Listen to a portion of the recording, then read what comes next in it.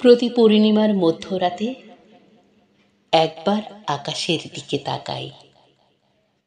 গৃহত্যাগী হবার মতো জোছনা কি উঠেছে?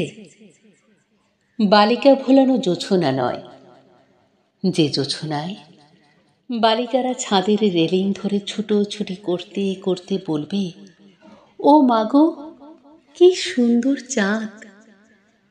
নবদম্পতির জোছনাও নয়, যে জোছনা দেখে স্বামী গাঢ় স্বরে স্ত্রীকে বলবে, দেখো দেখো চাঁদটা তোমার মুখের মতোই সুন্দর।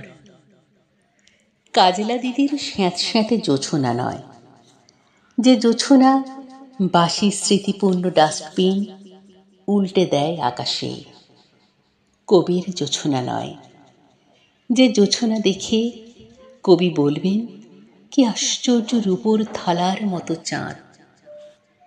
আমি সিদ্ধার্থের মতো গৃহত্যাগী জোছনার জন্য বসে আছি, যে জোছনা দেখা মাত্র গৃহের সমস্ত দরজা খুলে যাবে, ঘরের ভিতর ঢুকে পড়বে বিস্তৃত প্রান্তর। প্রান্তরে হাঁটব হাঁটব আর হাঁটব। পূর্ণিমার চাঁদ স্থির হয়ে থাকবে মধ্য আকাশে। চারিদিক থেকে বিবিধ কণ্ঠ ডাকবে, আয় আয় আয়।